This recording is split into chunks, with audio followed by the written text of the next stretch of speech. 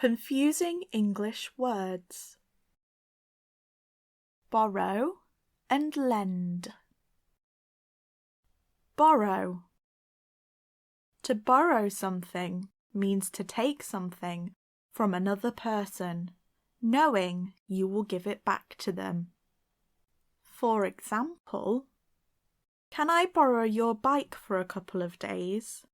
I will return it on Friday. Lend. To lend something means to give something to another person, expecting to get it back. For example, don't lend Chris any money. He will never pay you back. So, borrow means someone else let you have something for a while. Lend means you let someone else have something for a while.